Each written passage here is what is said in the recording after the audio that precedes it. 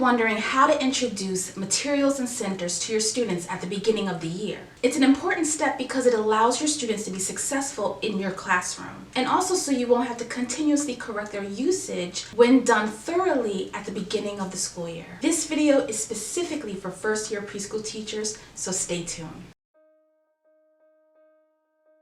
This video is brief but will give you the information you need to apply in your classroom and have great impact. So let's get started. So there are 5 steps that you should remember when introducing your materials or your centers. Number 1, teach.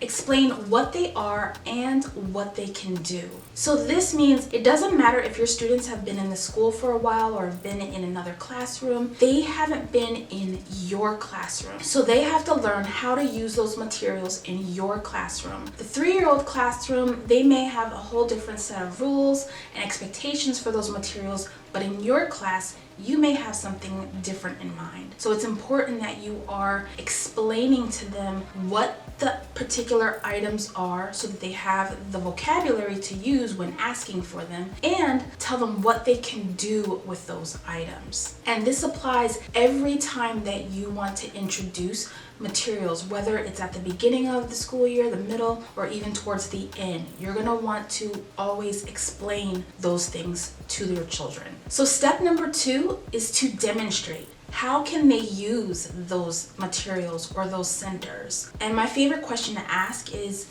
what does it look like? So this is where you have the materials or you're in the center and you are actually acting it out. You're acting out what it looks like for them when they get into that area or when they're working with that material. Once you have done that and they are actually seeing it being put to use or seeing how you are interacting or how you are moving about in that center, then maybe you want to ask a couple volunteers to join you so that they can also use the material or be in that center with you and interact with you as if it was any other day. This is important because how many of us are visual? So if you're a visual learner, you want to see what it looks like, what's happening, and how it's being used. So this is an important step that you should not skip. Step 3, you're going to practice. You're going to actually have the children work with the materials or work in the center. You've taught them, you've demonstrated,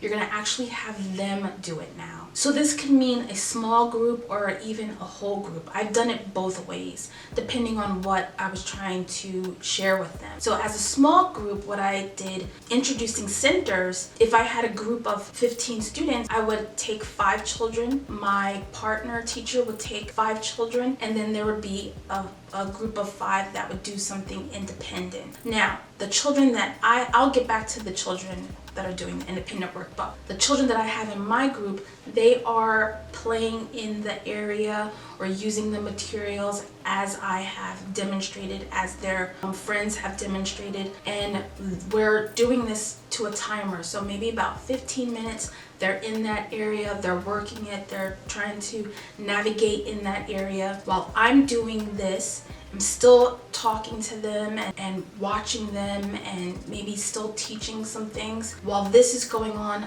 the teacher in another area is also doing the same thing. So if I'm in the dramatic play area, another teacher will be in the block area and doing the same thing. We're both teaching, demonstrating, and then allowing time for practice. Now the group that's independent, I want to stress that that is a group that is working on something that is open-ended so that they don't have to come up and ask how to do this or what to do next. It's an open-ended activity that we have taught as a whole group. So this is what you're going to do at the table, whether it's Play-Doh or whether it's drawing or whether it's working with Magnetiles or Legos.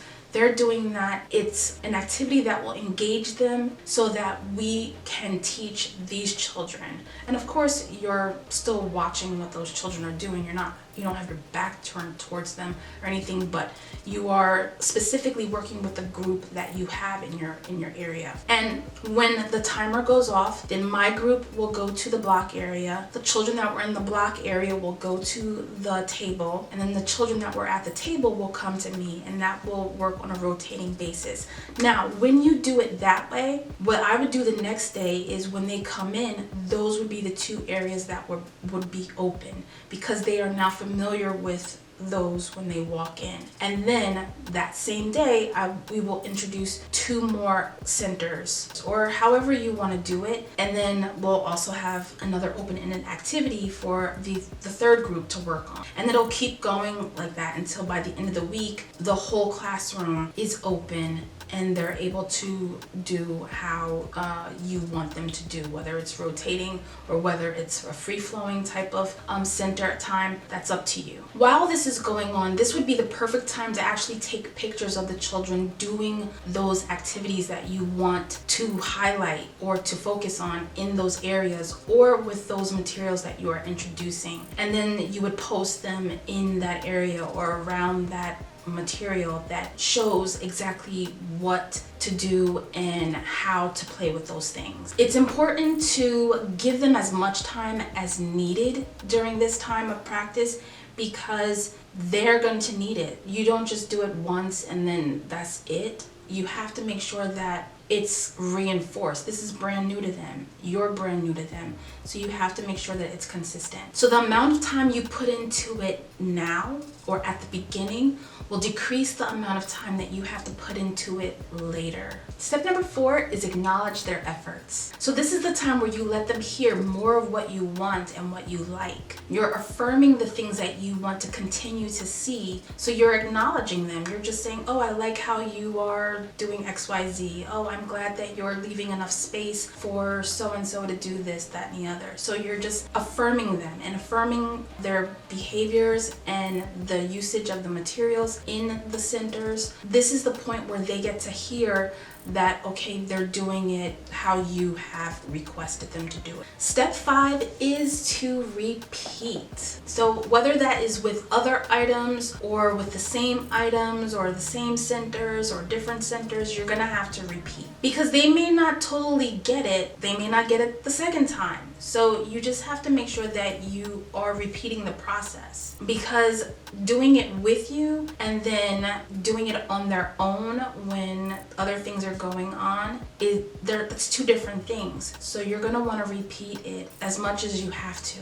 Remember, you're putting time and effort in it now so you can save time and effort later. These 5 steps can be applied to other things than your materials or centers, but also routines and procedures. I will be doing a routines and procedures video that will go a lot deeper at another time. So let me leave you with 3 tips that you can apply here for materials and centers, but other areas as well. Tip number 1 is don't assume. And I say this in so many of my videos, but do not assume that they know how to use materials or what to do with the materials or where to go with the materials. Do not assume any of that. Again, just because they've been in school or just because they've been in another classroom, they haven't been in your classroom and they don't know what your expectations are.